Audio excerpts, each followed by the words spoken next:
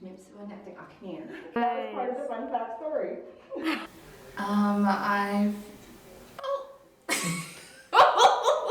Oh my god, it's all slurs.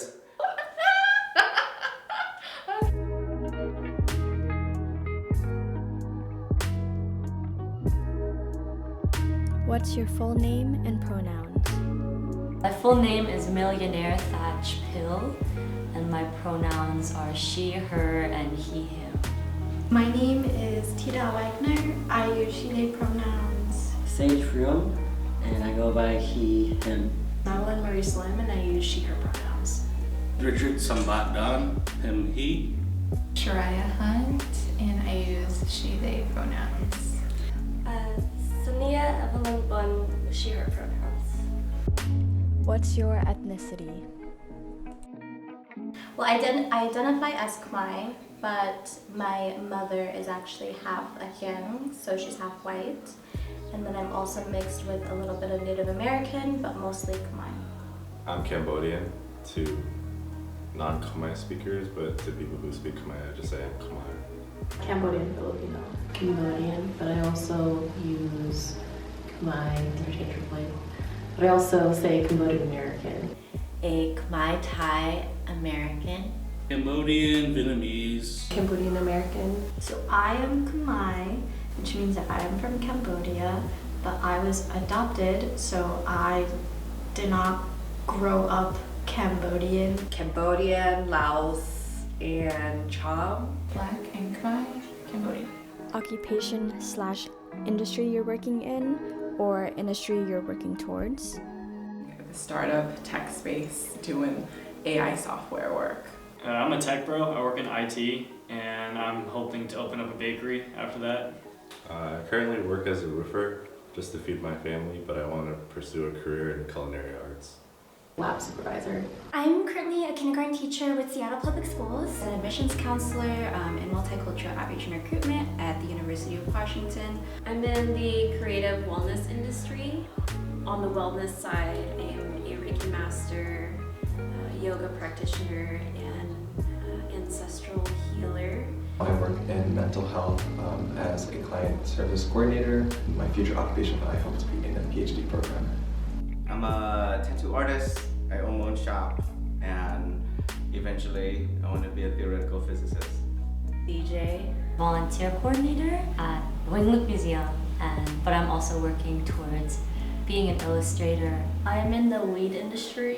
I'm an inventory manager at a dispensary. What does your family call you? Jeje Lisa. So Lisa's from my full name Melissa, but Jeje is like the Khmer Jen way of saying Bong. EJ means younger sister, and my older sister is Doje. So Do means older and She is sister. Tomrai Pom, or like big elephant, just because I would always run around and stomp a lot on her hardwood floors. But I'm sure most Khmer people can relate to this. They kind of like shorten up your name so they don't say the whole thing. So my grandparents call me Wana. Longni. So like in the Cham culture, they have, out of sign of respect, if you're like the eldest, you're Long. And so Noriani, me, Longni.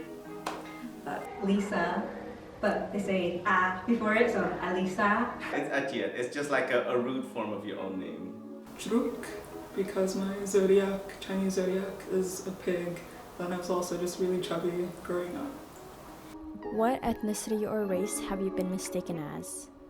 How much time you got, girl? Let's see. Give me a map. So, Black. Whenever an African American person would meet me, they would, every single time, they're like, you know who you look like? And it's always Janet Jackson, so. Someone thought I was Mexican. Or Polynesian. Filipino. I'm like honorary. Honorary Swagapino. Native American. Mayan? I usually get everything except Cambodian. We'll like take turns trying to guess, and I'm just like, you guys are never gonna get there because most of the time, white folks don't even know what Cambodia is. One day my dad pulled me aside and was like, if someone asks you again what race you are, just tell them that you're human. What's a stereotype you've heard about our community? Gang affiliations. Oh, you look like you went gang with your tattoo, so. Ratchet. Ghetto. black people of Cambodia, which is derogatory and extremely racist. We all own donut shops. They're more curvaceous out of all the Southeast Asians. Cambodians are ride or dies. I feel like we're very loyal people, so that's what I really love hearing. Elders think that the younger ones don't want to learn Khmer. The stinkiest foods are the best tasting foods. Our food smells really bad. Hennessy. Hennessy. We drink a lot of Hennessy. We know how to party. We always wear gold, and we are a very rich culture. What's the first thing that comes to mind about our community? The strength of our community, just having family members right now who are alive that have lived through the Khmer Rouge. My food, my culture, New Year's and going to temples and ceremonies. Probably the food. I think we have a lot of good and different food compared to other parts of Southeast Asia. And sometimes I feel a little sad that it's always compared to like Vietnamese or Thai food, but I think now there's a lot of discourse happening about it and a lot of people in the culinary field who's like bringing Cambodian food. Those lemongrass beef skewers. A resilience within all generations. And the resilience. Our resilience. Dance and music and art. There's something really beautiful about how our culture is so interwoven with land. Like, I feel empowered by the word brown. Do you feel connected with your culture? Why or why not? I'm so proud. I'm so proud to be Cambodian. I've always struggled feeling connected to our culture just because I don't speak the language. I understand it. I do feel connected with my culture because I have such a strong family base. I'm very close with my cousins, but I don't identify the patriarchal standards. It ebbs and flows, actually. When I was younger, I was more ashamed of being Cambodian. I would always have to throw in I'm Cambodian Chinese to let people know, not just Khmer. I feel connected to my culture more now that I'm in my mid-30s, but when I was a kid, I didn't feel at all. I don't because I'm not very close to my parents anymore, and I believe that's due to just like friction between our generations of how we understand each other. Why did you want to participate in this project?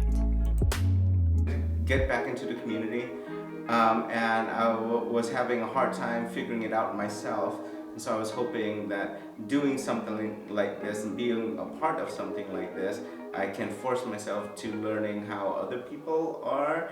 People define ethnicity or culture to be very monolithic to specific maybe stereotypes or things that are more consistently occurring, and I think that it's really important to show the diversity in our community. I think it'd be a good way to just, showcase that we're here, like, we're here in Washington, and we come in all different shapes, sizes, colors, and everything. I hope that being part of this project, there'll be a young Khmer girl out there that'll like see my piercings or see my tattoos, even if you can't see them right now, and just feel as though like it's safe and it's okay to express yourself. I wanted to represent what Cambodian Americans look like. We've dealt with a lot of identity crisis, right? Whether we're saying we're too white, or we're not Asian enough, or we're this and that, and it's like, what are we? And I've asked myself that too. You can see my hair, I have piercings. When I got it, gang. My parents say, you're in a gang. I said, what? No. And so, like, what does it mean to be Khmer or be Cambodian? It just means to be you.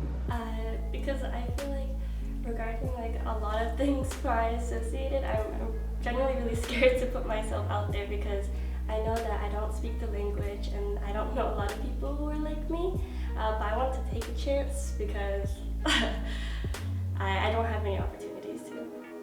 Yeah, I want to be a part of something that helps our entire community.